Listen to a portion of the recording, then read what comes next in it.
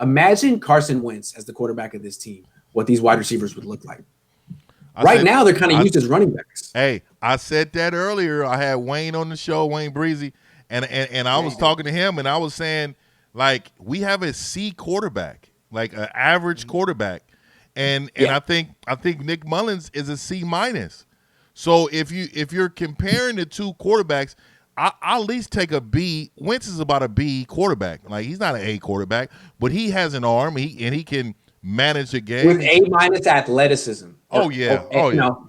I feel like I would like to see Wentz in Shanahan's offense because I don't think much of Doug Peterson's offense.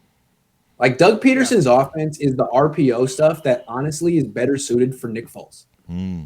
Carson Wentz needs to be under center, play action, throw him downfield.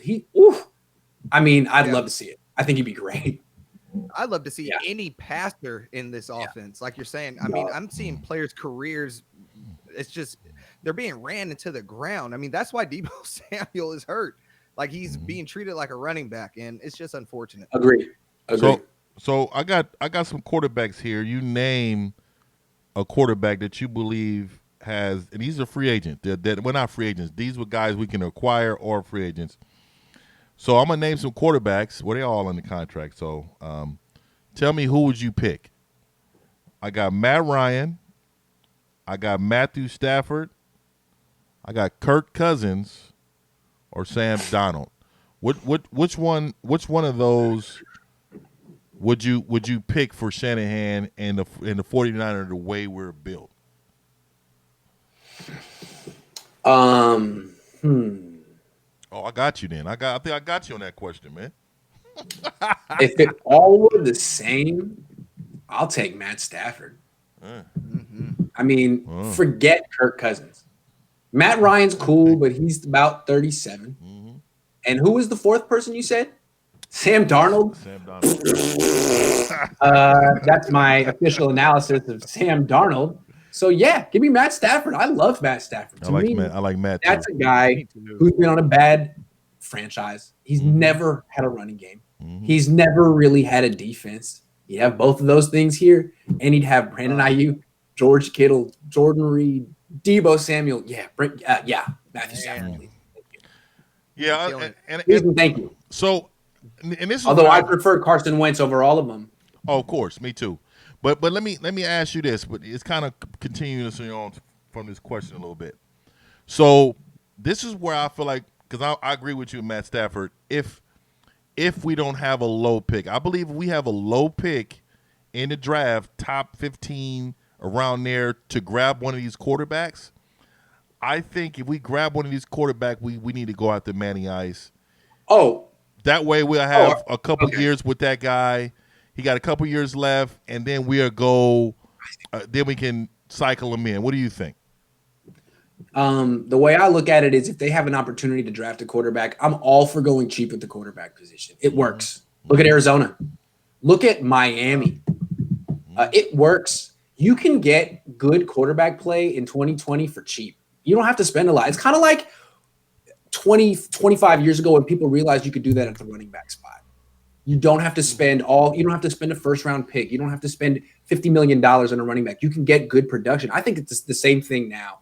Look at Miami. Miami's a contender because they've loaded up the rest of their roster and they're spending nothing at quarterback. The Niners could do that too. You don't necessarily have to bring in Matt Ryan and spend $40 million at quarterback. You could bring in Kyle Trask from Florida and say, you know what, we're going to put him in the best situation possible. And feel like the transition from quarterback to the pros is not as drastic as it used to be. I think these quarterbacks in college are running pro systems, man. Look at Joe Burrow. He was running the Saint system at LSU. He's setting protections at the line of scrimmage. He's in 5-man protections with no running back. He's seeing all kind of different coverages. I don't think there's that big of a deal, that big of a difference anymore the way it was 15, 20 years ago, 5 years ago. Well, I think a lot has to do. Yeah, go ahead. With their first pick, do you think they take a quarterback? Hell yeah. Yeah. I don't like Fields at all, but we can. Me neither. Can we talk about that for 30 seconds? Oh yeah, 100. Man, I'm not a Fields fan. I mean, I think these Ohio State quarterbacks too are questionable. I think that whole it's certain teams. I don't know what it is. College teams that just can't produce certain things. You know what I mean? They just Ohio can't State do is it. one of them. Yeah, quarterbacks, man. Let's break it down real quick. What it is about Ohio State quarterbacks? They're all good athletes, but whatever they're doing at Ohio State doesn't prepare them for the pros. First of all, they have 5-star running backs, 5-star offensive linemen, 5-star wide receivers. But it's a spread system. It's simple, and it's all built around the run game and the zone read. So defenses in the Big Ten, which aren't that athletic to begin with, have to sell out to stop the run. So the coverages that the quarterbacks see are vanilla, 8-man front, zones, like cover 3 a lot. 3 deep, 4 underneath, 8 guys in the box. You don't see much. And it's basically wide open stuff, and like their process of reading coverages and deciding where to go is like checkers compared to the NFL. And it's not that they're not good. It's just they weren't prepared for the NFL the way that LSU prepares you or any other BYU, any other place besides Ohio State. And if you think about it, I always look at Ohio State as they don't really play anyone in their whole league at all, and their non-conferences don't really be that good. So they really don't see nobody until it's time for a big game championship-wise. So if you look at like LSU's and all those schools, like they play, there's just dog fights out there. And you say what you want about Pac-12.